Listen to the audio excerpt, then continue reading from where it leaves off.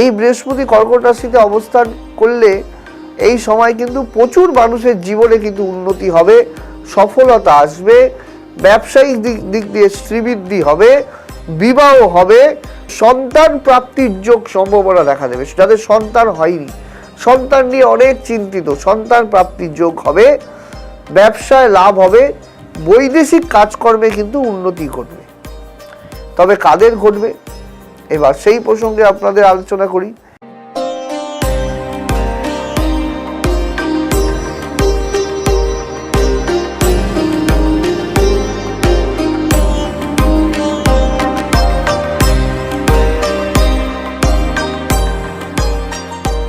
নমস্কার, আমি আপনাদের প্রিয় জ্যোতিষী রাজদীপ শাস্ত্রী। আপনাদের সামনে বৃহস্পতি দেব কর্কট রাশিতে প্রবেশ করেছে। আপনারা অনেকেই জানেন, যারা জ্যোতিষ পিপাসু দর্শক বন্ধু বা জ্যোতিষকে ভালোবাসেন তারা অনেকেই জানেন। তো বৃহস্পতি যে কর্কট রাশির ঘরে এই যে প্রবেশকালে 2রা জুন বৃহস্পতি কিন্তু কর্কট রাশিতে প্রবেশ করেছে এবং এই বৃহস্পতি বিশুদ্ধ সিদ্ধান্ত পঞ্জিকা মতে এই যে বৃহস্পতি সঞ্চার কালে বৃহস্পতি কর্কট রাশিতে 1 বছর অবস্থান করবে এবং এই বৃহস্পতি কর্কট রাশিতে অবস্থান কালকে কিন্তু শুদ্ধ কাল মানা হয়। মানে বৃহস্পতি কর্কটের ঘরে তুঙ্গ গৃহ প্রাপ্ত হয়। তুঙ্গ কাকে বলে? তুঙ্গ মানে যেখানে গ্রহটি সবচেয়ে ভালো ফল দিয়ে থাকে, খুব শুভ ফল দিয়ে থাকে, তাকেই বলা হয় তুঙ্গ ঘর। বৃহস্পতি কিন্তু নিজস্ব 2টো ঘর আছে, যেমন হচ্ছে ধনু রাশির এবং মীন রাশি এবং কর্কট রাশির ঘরে, চন্দ্রের রাশি কর্কট রাশি এবং চন্দ্রের রাশি সত্ত্বেও এই ঘরটা কিন্তু জলরাশি, মানে জল শ্রেণীর রাশি।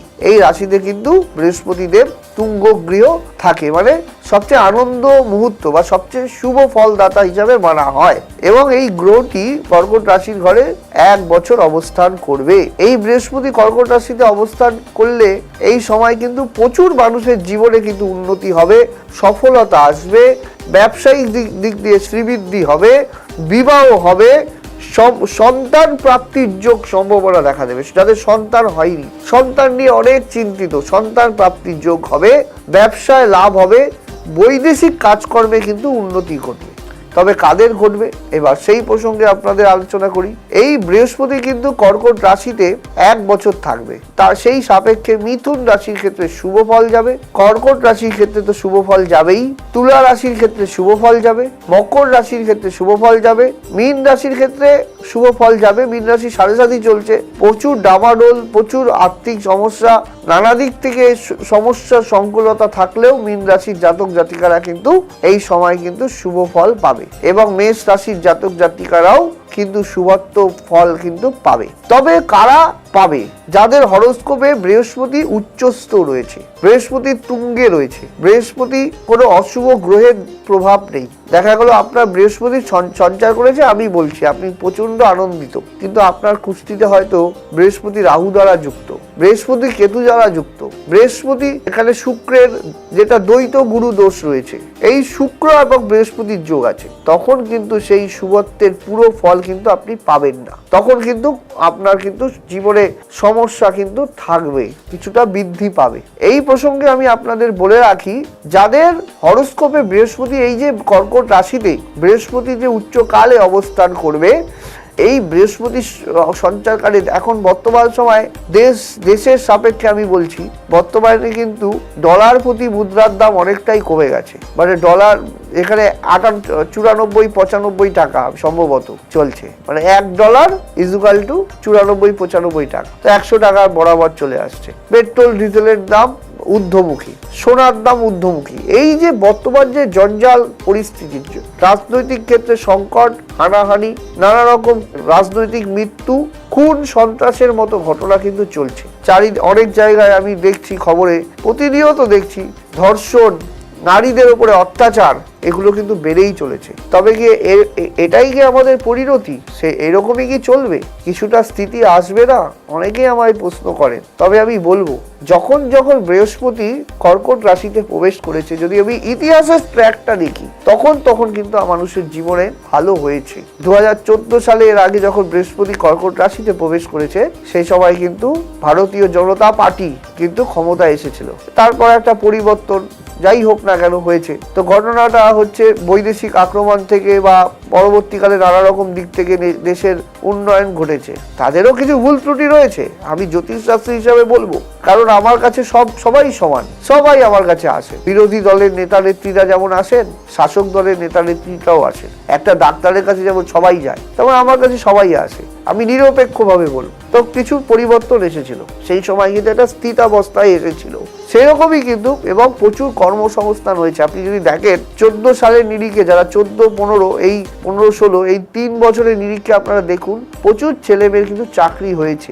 এই সময় দেখবেন যারা চাকরি পেয়েছেন, যাদের কর্ম হয়েছে, তারা কিন্তু অনেকেই জানেন। তো ঘটনাটা হয়েছে কি, এবং এই যে বৃহস্পতি আবার যে কর্কটে প্রবেশ করেছে, এই সময় কিন্তু কর্মসংস্থানের ক্ষেত্রে একটু শুভ। আমি এই বছরটার প্রসঙ্গে বলেছি 2026 বাংলা 1433 সাল, এই বছরটা কিন্তু রবির বছর। এই বছরে কিন্তু মানুষের জীবনে প্রচুর সমৃদ্ধি হবে, চাকরি বাকরি হবে, কর্মসংস্থান হবে। ঘটনা কিন্তু মিলে যাচ্ছে, দেখুন চাকরি বাকরি একটা সম্ভাবনা তৈরি হচ্ছে, সামনেই কিন্তু প্রচুর ছেলে মেয়ে চাকরি পাবে। দেখে নেবেন আমার কথা, মিলিয়ে দেখবেন। কিন্তু এবং এর পাশাপাশি হবে কি, বৃহস্পতি সঞ্চার কালে কিন্তু যাদের বাড়ি হচ্ছে না, দীর্ঘদিন থেকে বাড়ির একটা নিজস্ব গৃহ তৈরি করতে চাচ্ছেন, হয়তো হচ্ছে না, সেই গৃহ নির্মাণের একটা কিন্তু শুভ যোগ কিন্তু তৈরি হচ্ছে। বিবাহ হচ্ছে না, মকর রাশির জাতক জাতিকাদের বিবাহ হবে, কর্কট রাশির জাতক জাতিকাদের বিবাহ হবে, তুলা রাশির জাতক জাতিকাদের কর্ম উন্নতি হবে, মেষ রাশির জাতক জাতিকাদের গৃহ নির্মাণের যোগ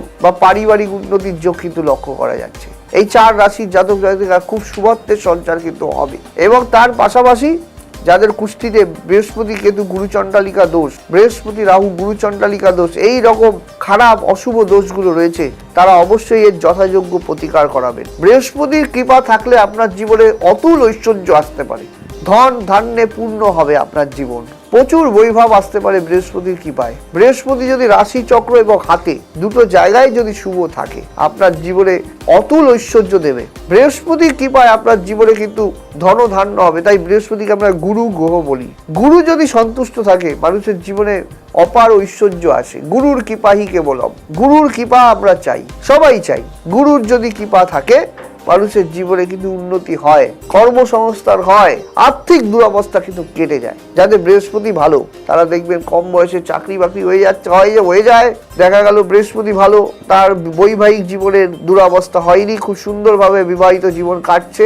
বৃহস্পতি ভালো থাকলে আপনার জীবনে সন্তানের ক্ষেত্রে শুভত্বের সঞ্চার দেয়। বৃহস্পতি পুরুষ গ্রহ, কোন গ্রহ, তাই বৃহস্পতি ভালো অবস্থানে কিন্তু সন্তান প্রাপ্তি ঘটাবে। প্রচুর মানুষ কিন্তু এবার সুখবর পাবেন, সন্তানের আসার ক্ষেত্রে কিন্তু শুভ।